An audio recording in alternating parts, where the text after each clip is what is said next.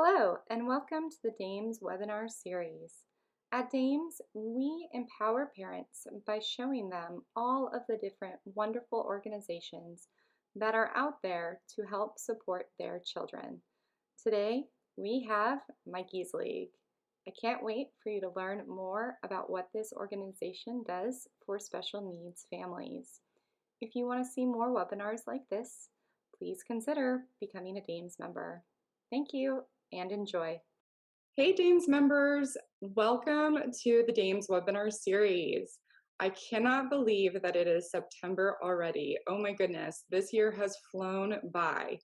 Today I am so excited to have the founders of Mikey's League on with us today. So we'll have Karl Bender and Scott Freeman on to tell us all about their wonderful organization and how what they're doing is really allowing us parents to give our children the types of childhood that everyone else's children get access to, right? Play, sports, really just getting out there and being active and being physical, regardless of what kind of disability our children have.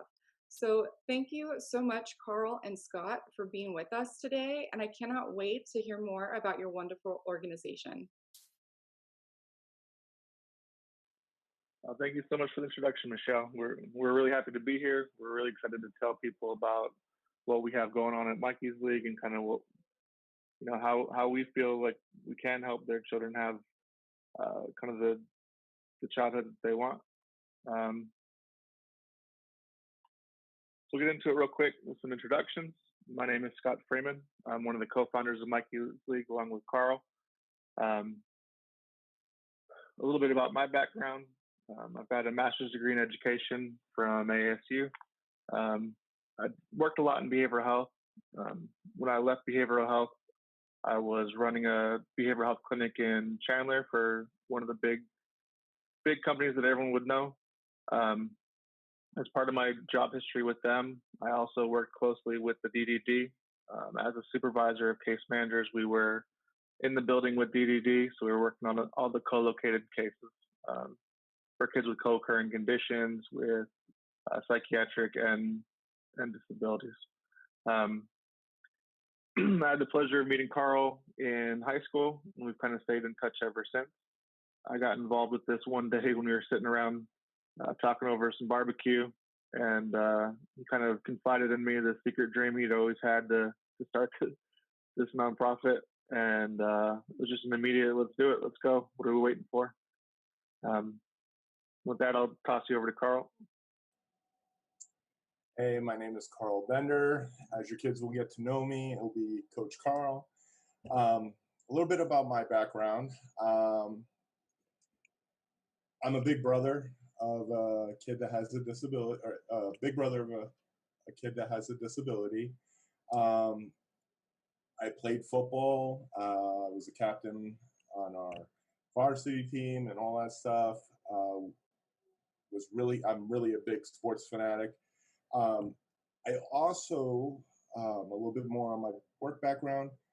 While I was deployed in the Army, I helped establish, I think it was roughly about 12 soccer leagues in Iraq for children and for girls and boys.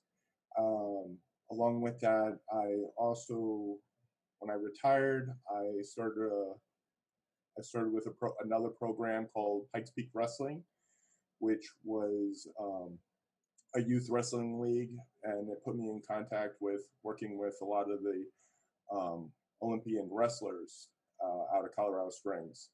And from there, I became a director and moved here and wanted to start this organization. So I wanted to share and tell about the story of my brother and this idea that came about. The handsome gentleman on the left is Mikey, and Mikey was born with cerebral palsy and a backwards heart. He wasn't supposed to live past the age of 3, but we were able to get 17, 18 extra years with him. We bonded through sports. He wasn't, like I said, cerebral palsy, so he was had a physical along with his heart. So he had a pacemaker, which you couldn't be too rough with him, and he had his his walking, his balance wasn't as strong. So, but he always wanted to play, and so being a big brother, I wanted to incorporate him into our neighborhood games. So while we played tackle, for him, we had to scare him. And so we would run up and yeah, as he had the ball, and as soon as he fell over, he was down. And you know, those were the moments that really meant more to me, and I think everybody in our community, everybody and all the kids on the block just got to know him as a person, not a kid with a disability. But let me tell you, anytime he scored a touchdown, for weeks straight, the amount of trash talk this kid would come up with. I mean, it got to the point where I was like, look, you didn't score anything for like a month now. Come on, relax there, Chief. But he was an inspiration. No matter what people in society looked at a kid with a disability, he seemed to explode and show that he's capable of doing so much more. Um, as many kids might know, or many of you are, parents would know, is a lot of the high schools you get at the age of 22, you get that degree, that graduation diploma handed to you. And, you know, Mikey, with his disabilities, do fall in line with a lot of those, a lot what the schools do. But he chose not to, and we didn't let him. I mean, we didn't white glove, we didn't coddle him, we encouraged him. And with that, he was able to overcome, and at the age of 18, got to walk with his classmates. He later on went to MCC, Mesa Community College, and learned web design. Um, but with that, it just showed what an incredible person he can be by just allowing him to grow. Um, Sad to say, though, he ended up passing while I was deployed in Iraq. And being a big brother, I could not be by his side. And so it always hit me strong. And I always wanted to do something in his memory. And by doing this, I always hoped to give that. But in the translation, it's funny, is I started to do this in his memory, and it wasn't his memory I wanted to keep alive. It was the bond that me and him created is what I want to keep alive, and I want others to have. So that's how Mikey's League got started.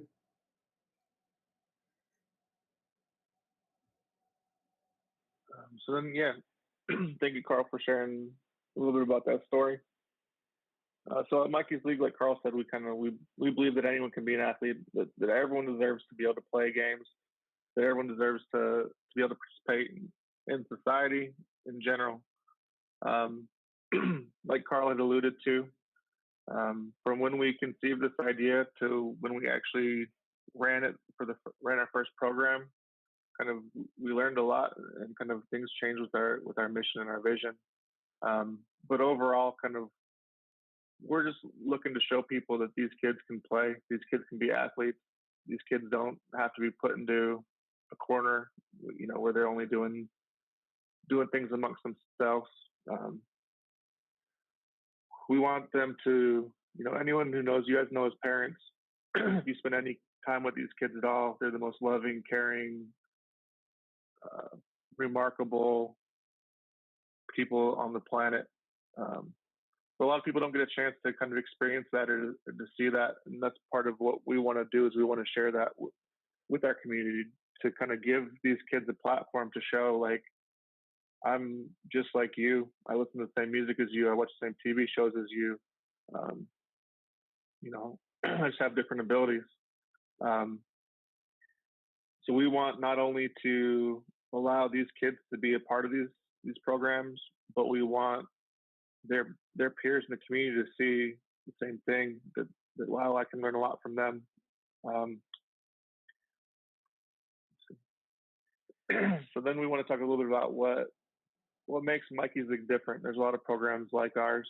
So where do we come into the picture? So Mikey's League is not your traditional league, obviously. As you can see, we are not a city program, so we're not limited to Scottsdale, Mesa, Tempe, or all these other programs out there, which are still great programs, but we get to be a little bit nomadic. Um, we also set everything up off of the base of that we take all disabilities, anything from physical, anything from cognitive. I mean, we all know Special Olympics is a great, amazing organization. They really focus a lot on the cognitive, and then we got the Paralympics, which really focuses on the physical.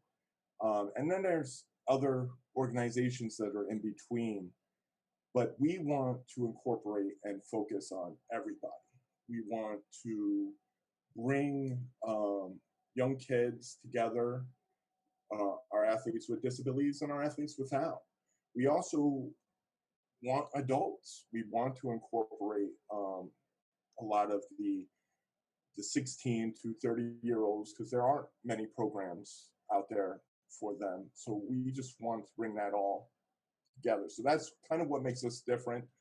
And we focus on the inclusive. We want community. We want the community to see that these children are no different. Okay, they're as parents out there, you already know.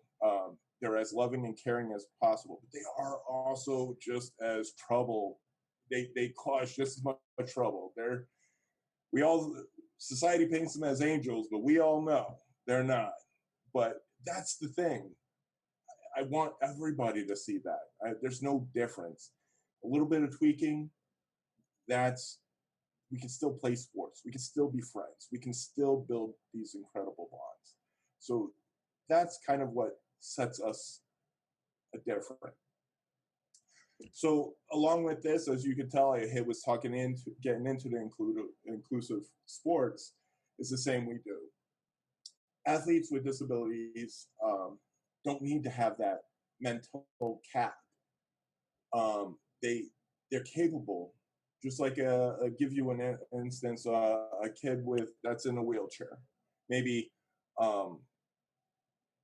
low cognitive function in a wheelchair. We understand that the parents might have to be a part of the playing, but does not mean that even though they're in a wheelchair and they're nonverbal, doesn't mean their mind isn't working. So with that, we want them to get on the field. We want them to participate. And how we change is we ask like the parent, we don't want them running with their kid down the field. So how we changed is they're not really covered.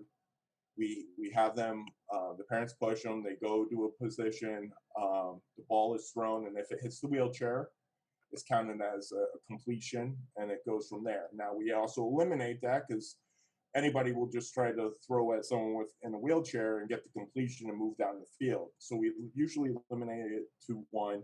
But the other aspect is if the kid is able to catch, or if the parent catches the ball, can put it in the athlete's lap, and then the parent can push forward down the field, again, not running, but when the flag is pulled, we then allow 5 steps in the direction of the touchdown, which then still keeps it, the competition there, and allows the kid to be a part of and productive. So again, with modifying rules, it's just a little bit can go a long way. And what's great about our rules, it can easily be thrown out just to make things work and get everything going. And we emphasize on physical and the capability that these kids have, along with showing that the social is needed.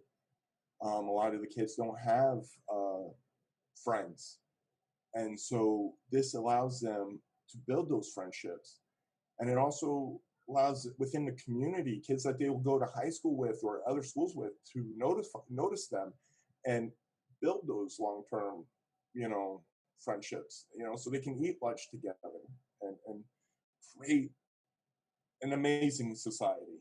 I think is what we need and is lacking nowadays. So Yeah, the only thing I would add to what Karl is saying is,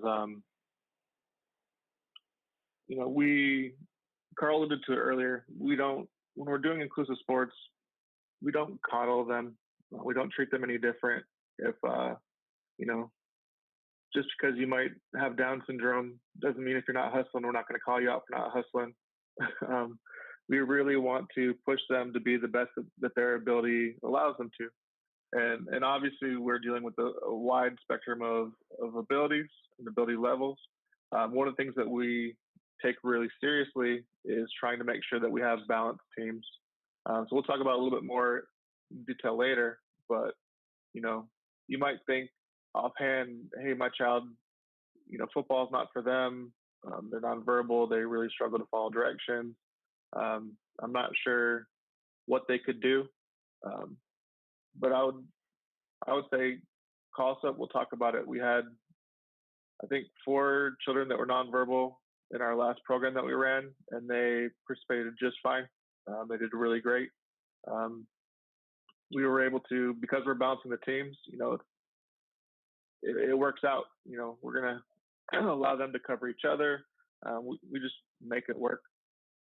So yeah, if you ever feel like you're not sure if your kid could participate or if it's appropriate for your child, call us up. We'll give you our phone numbers. It's all on our webpage. You can email us with your concerns. We'll talk through it. We'll tell you how we would modify our things to it. Same thing.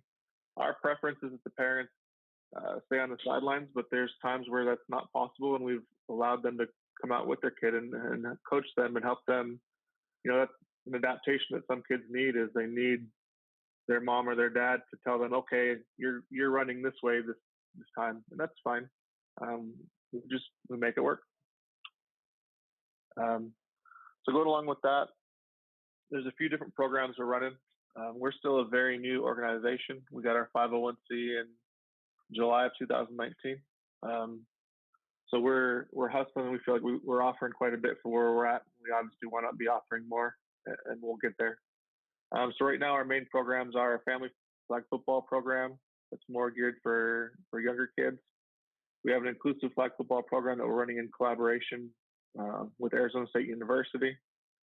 We've been doing online workouts similar to what Michelle is offering, but we're more geared towards providing workouts for the kids.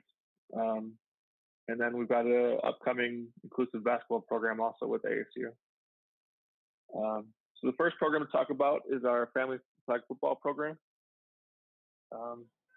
This was kind of the very first thing we ran, because at that time we were thinking more along the lines of we want this to be a program that's really about building family bonds and kind of creating involvement, and kind of like Karl said, you know, we wanted, sometimes the siblings of kids with disabilities, they don't always get as much attention as they might need because their siblings need a lot of attention.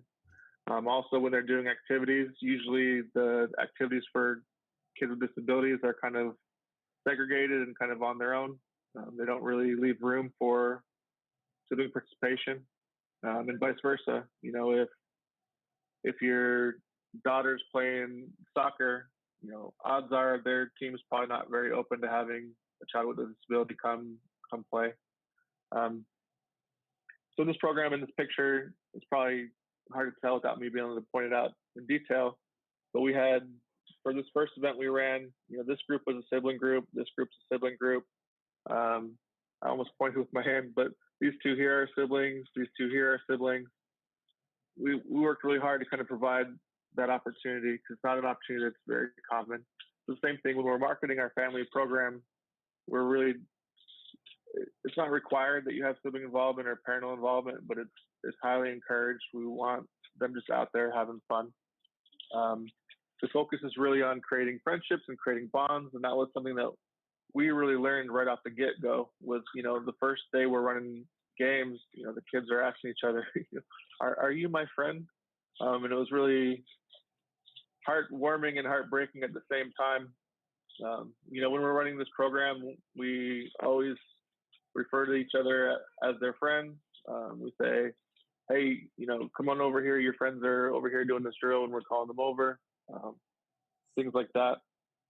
We just really try to emphasize the social aspect and kind of allowing them to be a part of a community, to be a part of a tribe, as you say. And then Karl will talk a little bit more about kind of what that program actually looks like in practice. What does it look like when we're doing practices? What do the games look like? That sort of thing. So in the pictures you see here, I'm going to start off from left to right. Now you see this big giant of a guy, ogre, I would say, picking up this amazing athlete. And quick story is he didn't score a touchdown that day. And, he wanted to, he tried, and he did everything he can. And so I did what we call a secret play, a sneaky play. And so the object is you got to pull his flag. Well, I just picked him up. Everybody pulled my flag, and we ran down for a touchdown. And, his face was amazed. I mean, God to score that touchdown. I mean, it wasn't just a give me touchdown per se. He earned it. I mean, I only ran about once I got past Scott, I put him down. He ran the rest of the way. So it's amazing to see that spark in his eyes when he didn't have. In the upper right here, number 13, she's my daughter. That's my daughter, Jayla. And, she doesn't have any disabilities. None of my children have any disabilities, but they know how much it meant to me to be with some of these athletes. And so they came out and partnered. And, right there, that's Jaden. He is a phenomenal athlete. He didn't realize, he was very uncomfortable. He didn't know what to do. But once we started getting him into practice, he was able to develop his own skills and be quick. I mean, I think a lot of people don't understand children with cognitive. Once they get focused on one thing, they're animals. They devour it and come at it harder than anybody I've ever met. And so this is a running play that ran, and she was running after to grab his flag. It's just a great picture. And then little boy in the bottom here, his name's Riken, and I will definitely tell you a lot more stories about him. He's a phenomenal kid in itself. Just reiterate on that past slide that, I understand how it is, and you parents have, other children, and definitely understand that you got to focus a little more on your child with disabilities. But being a big brother and having that, there was some resentment when I was younger, but this actually opened up my eyes. Being a part of and bonding with my brother over sports was what opened up my eyes. I mean, yeah, we still fought, but it was a connection that was unbreakable, and it allowed other people to see his capabilities. So it gave me a better understanding. So thank you, Scott, for going back. And we'll go on. Yeah, the only thing I'd really add is, so our focus with this program is on two things. It's kind of having fun and building fundamentals. So having fun, we do silly things like if you score a touchdown, we don't kick extra points.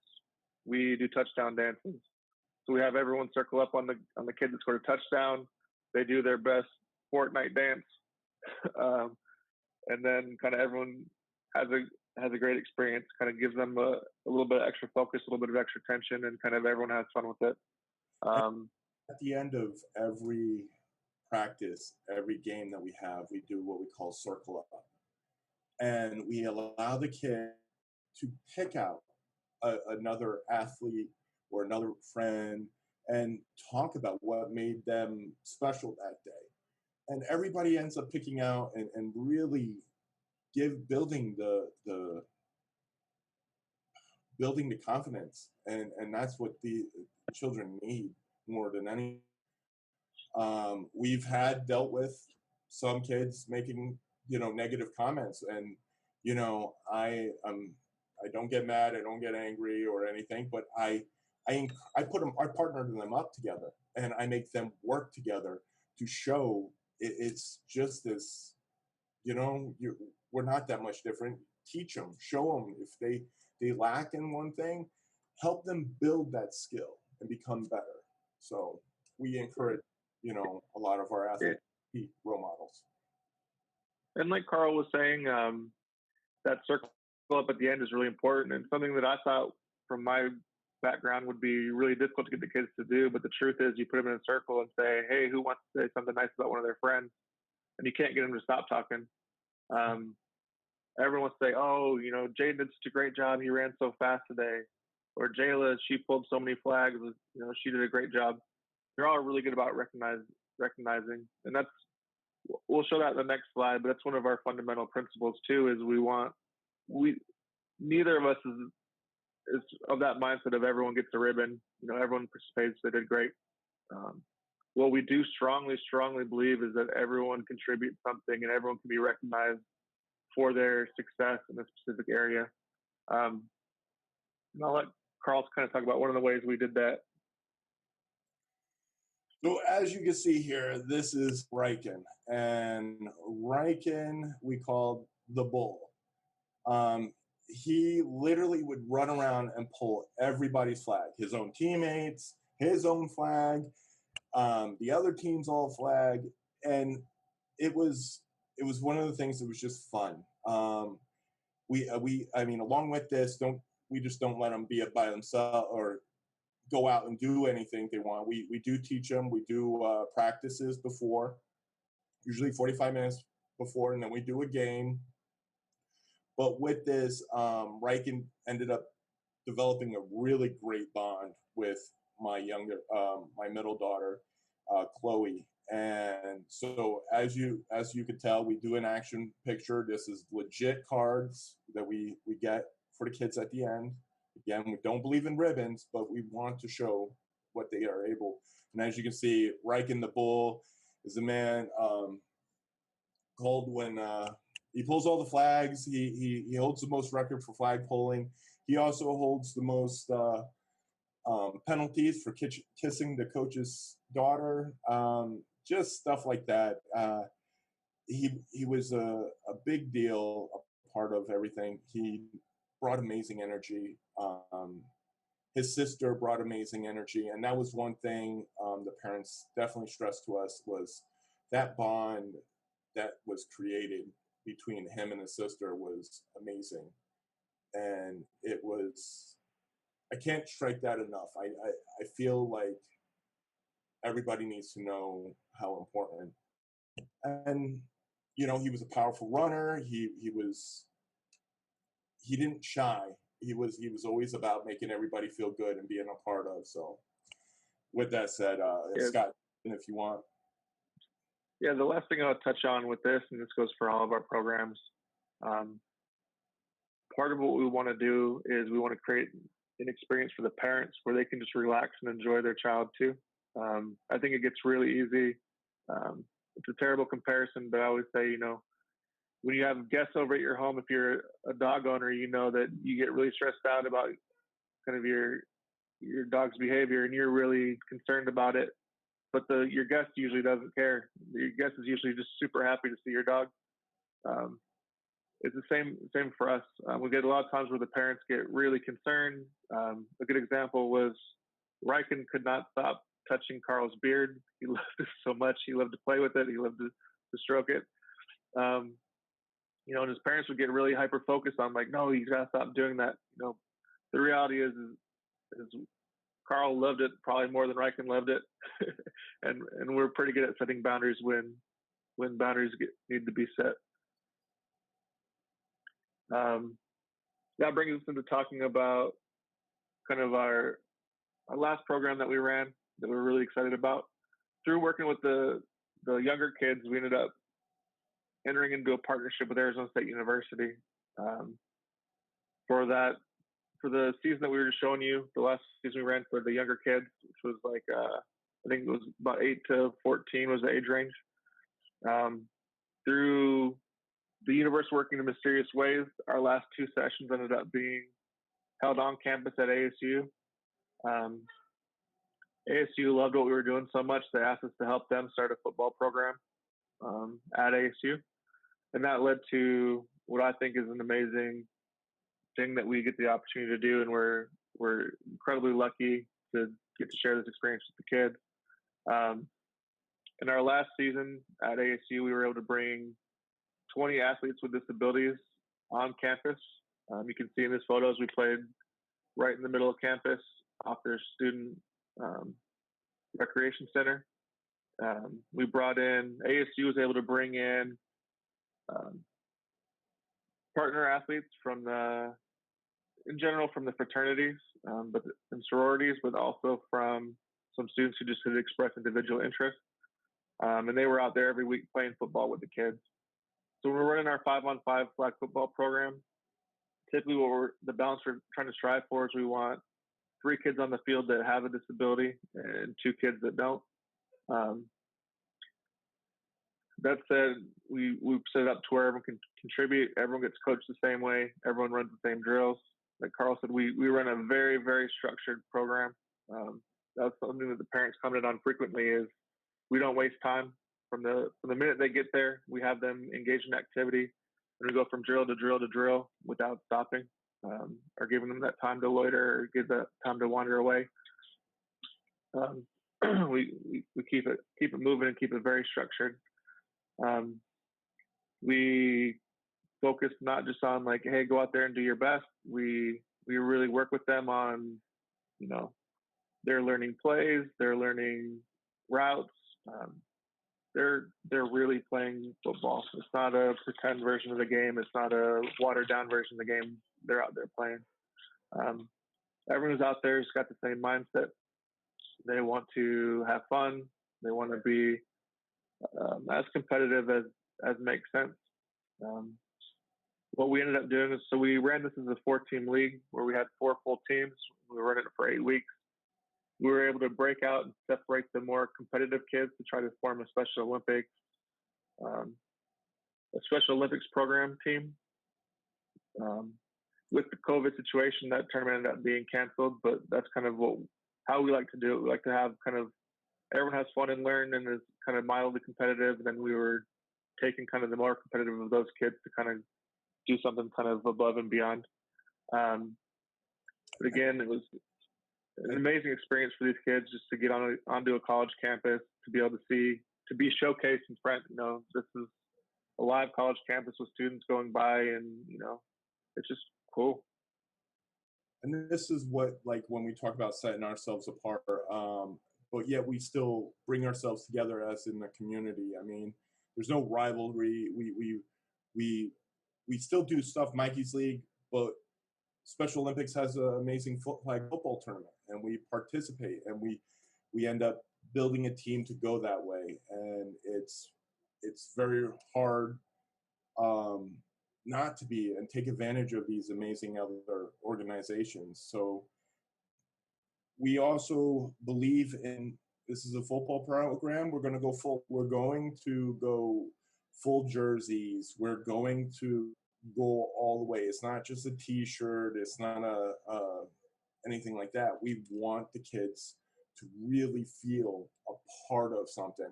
And you know what? This is no different than an actual flag football league or team out there. Next slide, Scott. So this is Anthony. Anthony is a really amazing kid. I have a special spot in my heart for him. His parents signed him up. It took me 2 weeks to talk him out of his car. I went in there. He loves to make amazing bracelets. So I went in there. I sat in the car for about, I want to say, a half hour, 45 minutes, a half hour, talking to him, trying to get him to come out. And, I was able, as parents, you guys know, it's hard. These kids get very cautious. And so I took my time. I wasn't going to force him, but I talked to him. I got to know him. Um, Third week came around. He got out of his car, came running up, showing me his cool bracelets. And then I was able to get him up on the field. I stood by him for about 10 minutes, showing him some of the drills. And before I knew it, he took on and ran with it. We got specialized playbooks that be on his arm to show the plays, to to really show the aspect of what we want them to do. We give them color codes, and just from that, he was able to learn a lot more. He also was able to put two and two together and would run straight at players. And he's a big kid; they get scared, even though it's pulling his flag. They got a little scared, and anybody that didn't move from him, he would drop to a little less than a knee, so they had a hard time pulling his flag. And he was just, I mean, he was the bus. He was able to be like Jerome Bettis and run through, and being a big kid, he was fast and amazing. And, you know, he, to this day, is, his parents are calling like, hey, Anthony wants to know when football's going to start up. And I'm like, well, COVID and everything, we don't know, but we're working on stuff. And, you know, it's just to see him break out. His parents even said they'd never seen him pop out of his shell like he has with anybody else, or, you know, so it just, it's awesome to see. And it's awesome for these parents to see. With the impact of COVID, as Scott has said, put a lot of our sports on hold. We were getting ready to the Special Olympics tournament, and that ended up getting postponed, then canceled, along with, you know, the use of the field. We had to postpone and eventually end up canceling the season. But we wanted to keep our players and our athletes active, so we had to think outside the box. We set up a workout program. We're always trying to change into things, and we have some future plans a little bit later. We'll talk about that. But the impact on socially, along with this, as your parents know, it's already hard. Well, it's maybe this is not as hard on them as it is on us that are usually social, but the impact still is there. Not being able to communicate, not being able to talk to our friends, it sets something aside, and we still want to encourage that. So we developed a couple, like our workout program has a little niche in there with that. But again, we know how everything is so rough. With our workout, again, we're not kid gloves. We go fully, we do calisthenics, we do push-ups, we do sit-ups, we do squats, we do, we follow the CDC guidelines on a workout program. We incorporate a workout for about half hour, and then we go into what we like to do is talk and socialize and build that. What's also great is I don't expect everybody to know how to do a push-up. I don't expect everybody to know how to do a lot of the other workouts, but I give alternatives. So let's say they can't do a full push-up with the, you know, feet on the ground, shoulder width apart, hands shoulder width apart, and doing the push-up, keeping the core straight. So with that, we tell them, hey, go to your knees, use your knees, do that type of push-up. If that's even hard, you know what? Go lean against the wall and do push-ups that way. And the idea is to still build that muscle that they would need to continue on. As you can see, my daughters participate in our workout. We do planks. We do a lot of different, but changing it is just a little bit to keep everybody a part of. Another aspect I'd like to share is anybody that has a physical, and let's say their wheelchair, they're not able to do squats. Well, they might be able to put a little weight on their feet and kind of rock back and forth, or lift themselves, or being able to put their hands on the chair to utilize their feet a little bit, getting the muscle or allowing the blood flow to get to those extremities is just as important. So with this, we know working out helps our brains, and we encourage that. So we go 3 days a week, Monday, Wednesday, and Friday at 9 o'clock. We want to cater, so we're not really strong on 9 o'clock. We can then manipulate things around for the better good of the community. But our Mondays and Wednesdays are hardcore calisthenics, working out. And then what's just as important as our mind, like I said, Fridays is our mindfulness and light stretching. Um, Being a soldier, I have PTSD, TBI, and if anybody can relate to sensory disorder, it's me. I can't handle big crowds, loud noises. I can hear all that when people can just focus on one thing. So I definitely understand, and these are the techniques that help me as a person. And you moms definitely couldn't even come out and participate, but this also helps you realize you need to take those mental moments to yourself. We all forget. So I stress on, take the time, realize the moments, feel the carpet, feel the wind from the fan, feel the hardwood floor underneath you. We use a little bit of yoga, a little bit of stretching, and I also incorporate. I want you to take all your issues and write it on a piece of paper and fold that piece of paper up and throw it away and allow yourself 5 minutes of pure blank in your mind. Just getting that helps relax and rejuvenates us better than sometimes a few minutes of sleep.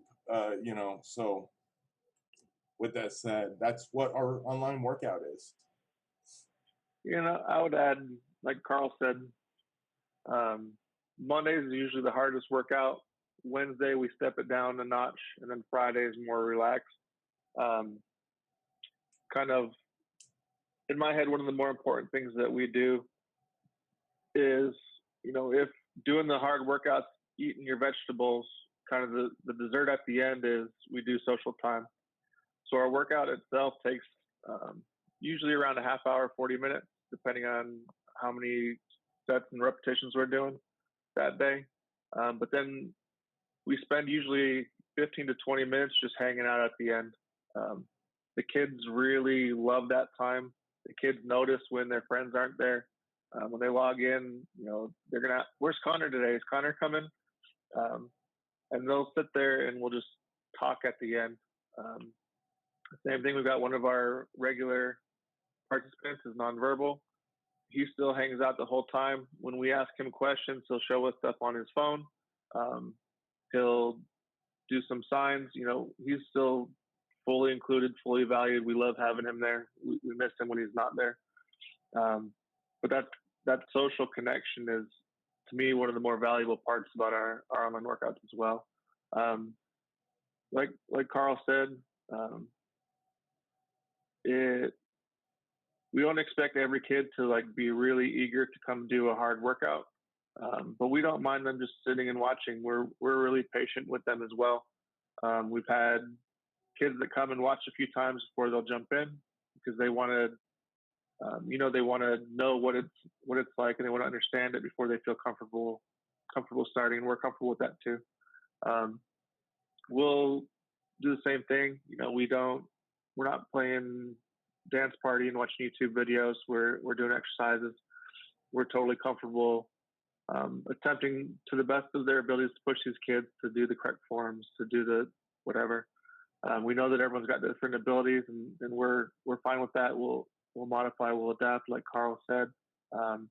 We want them to do their best, and we try to get the best out of them. And if their best is just sitting and watching and then hanging out and talking to us at the end, that's their best, and we'll take it. Going on to basketball. Basketball is a program that we would be running at this exact moment if it weren't for the pandemic.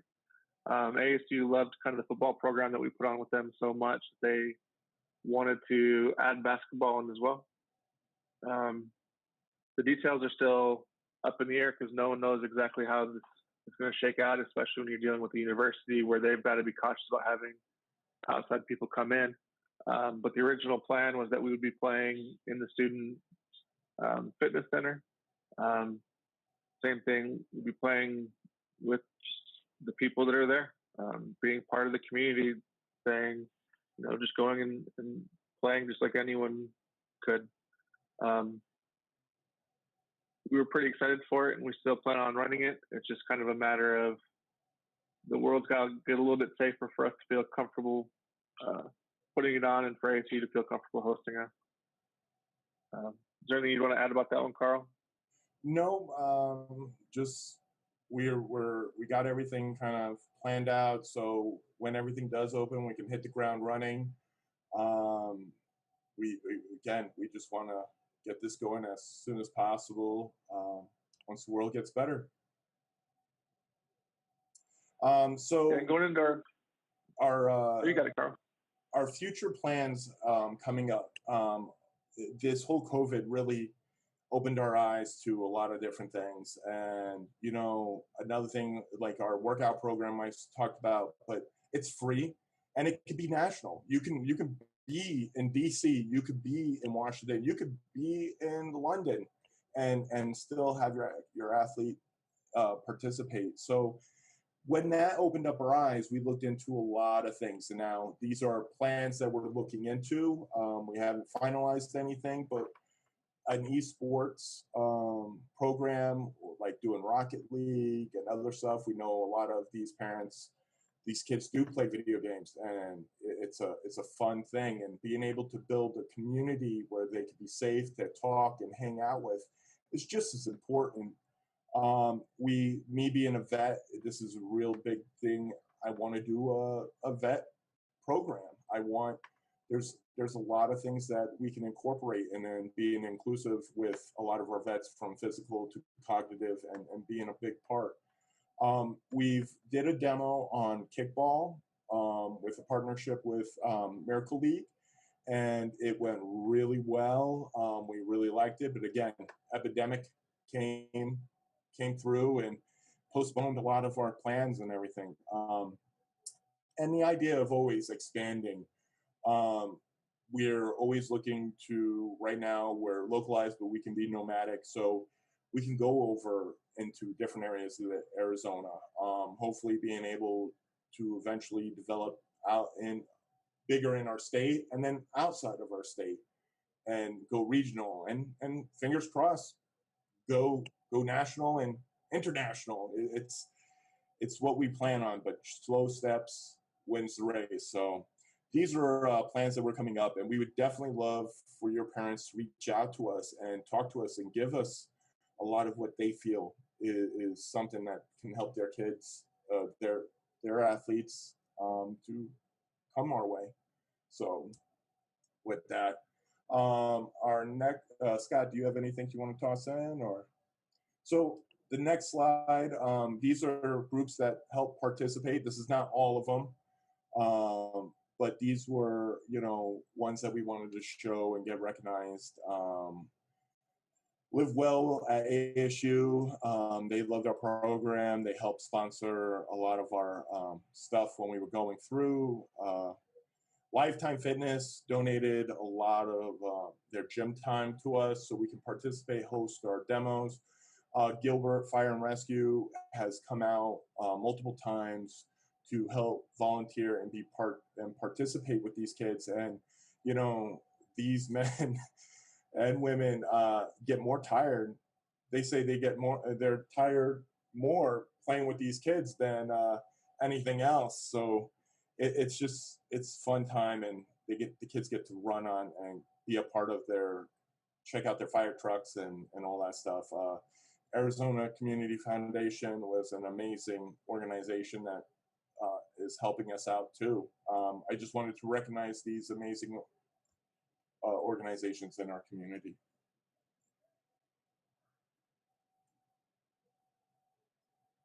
All right. So we're nearing the end, and I know we got time, but I wanted to share some stories real quick. This gentleman on the left, his name is Josh, and he he came to us through our demo and really loved our program, and his parents loved it because we took our time. We started slow. We went through the process of teaching all the kids how to throw, how to catch. And when Josh came to us, he could not catch, he could not throw. And by the end of our first season, Josh was able to catch one-handed. His nickname was Randy Moss. He would run in the wrong direction when he caught the ball, but we still counted it as a touchdown. And it was just those moments, it helped build his confidence. And he would always try to pull a little thing. I mean, he came to our workouts several times, and he would try to be a little lazy, and I would call him out on it. And I think that's what he loved more, was being a part of. He was also a kid that didn't have friends, and now he has quite a few friends, and he went on to school to make more friends. So by helping him, showing us the social skills, he was able to create his own friends at school. On the right here, we have two amazing athletes. Both have disabilities, both are cognitive, but Caden and Emily. Caden, he has brothers that have disabilities, and he was a great mentor. His little brothers and sisters were a part of our youth program, and so he would come earlier and he would help out. We would help him go over some of the plays that we were doing, but he also helped out his sisters and his siblings and built that bond like we were talking about. Emily here, she comes through another well-recognized family of athletes, and she was a big part of our organization and being getting out there. I mean, she loved every minute of playing. She didn't realize some of the stuff. And what's amazing is these athletes would beat themselves up more than anything. I never had to yell or be like, what are you doing? These athletes were all about it. I mean, one kid would cry because he didn't catch the ball every time. And I got to the point, I was like, look, bud, you don't have to cry. You're okay. Look, if Larry Fitzgerald doesn't catch every pass thrown to him, so don't worry about it. If you could catch every pass thrown to you, you'll be in the NFL. So relax. It's about having fun. It's about being a big part of a team. It's not just you. It's all of us. So it was a great moment, and I think it really opened up their eyes that they don't have to be so hard on themselves too. So, and our last slide here will show is a video that ABC 15 Arizona did a segment on us, and I would love to show you guys.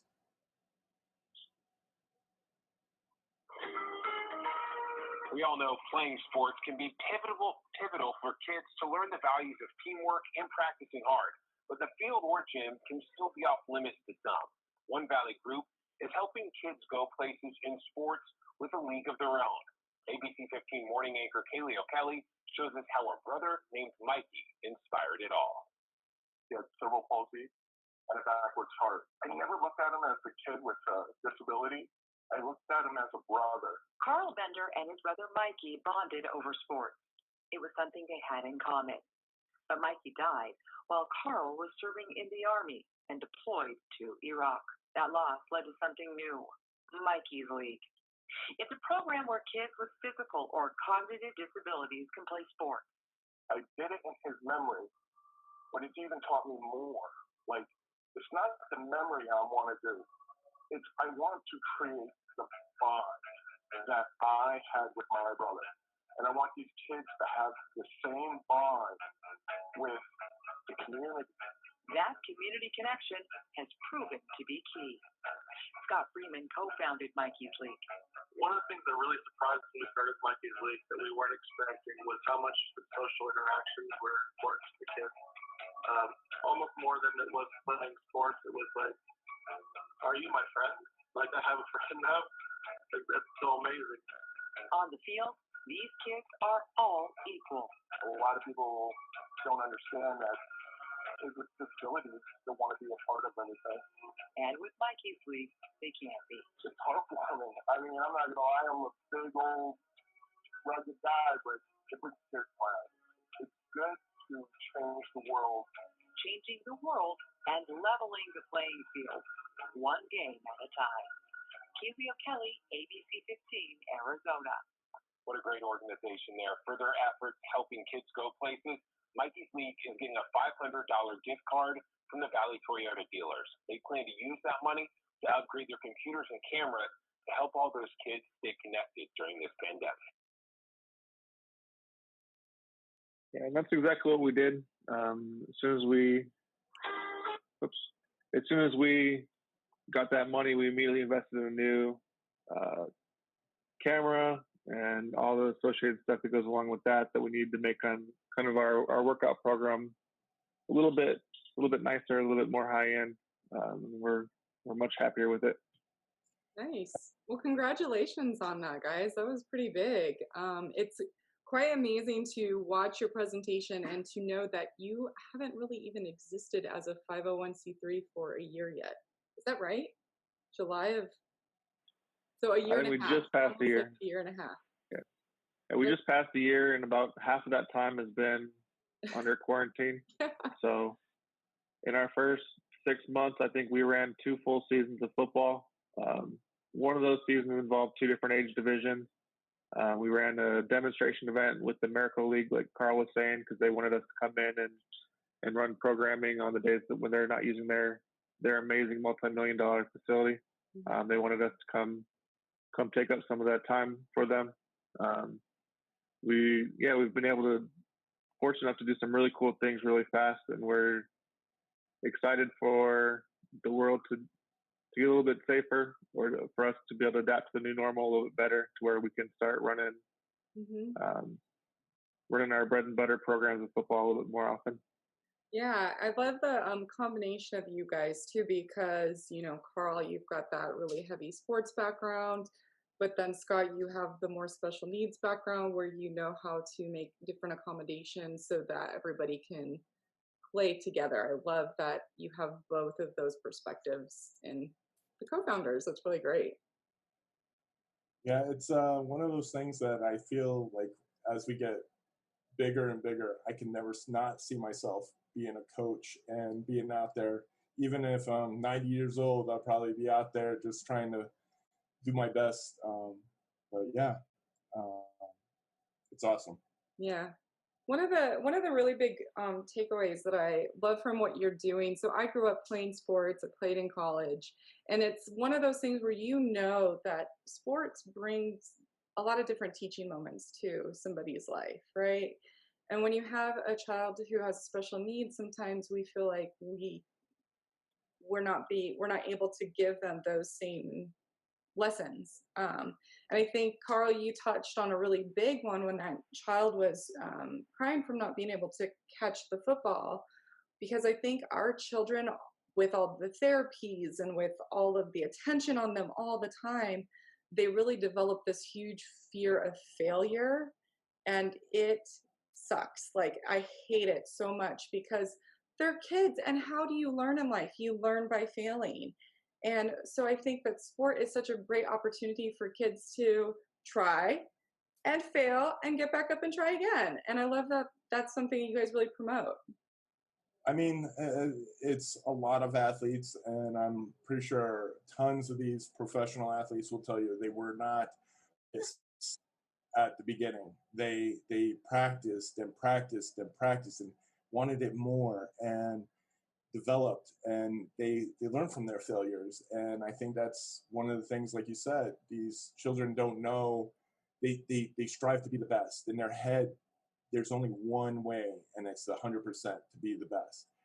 And even for us, teaching that is even humbling to ourselves. Sometimes it's very cliche to be, I learn more from them, but it's true. These kids might have a disability, but they don't see that. They just want to get out there and do it. And and allowing them to fail helps strengthen their emotional and especially their confidence. Yeah. It's okay to fail when they're making friends and stuff like that. It's okay to do that, and it builds character. So Yeah, definitely. Well, I think we're kind of running out of time here, but I really want to thank you both for creating this league, for making it so that children with disabilities and their siblings can play together. I think that that was really beautiful. And making it more of a community feel than just, the disability community, because I think that that is really important too. So thank you guys so much. Thank you for being here. no problem. So if I could say one last thing, if anyone's interested in being involved in our workout program, it's as simple as emailing Karl, and he'll get you on the list with the invitation. His email address is right there on the screen. If you want to go learn more about us, you can go to our website, which is just mikeysleague.org. You can see everything that we got going on, things that we have planning. We have a nice mailing list on there you can get updates with as well.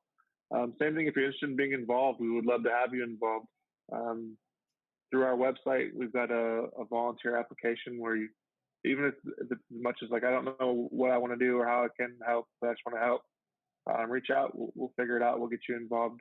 We've got a lot of stuff coming down the pipe, and we'll need a lot of help with it. And what's another thing is volunteer hours. So if you got high school students that want to earn some volunteer hours for their diploma, reach out. Our website has All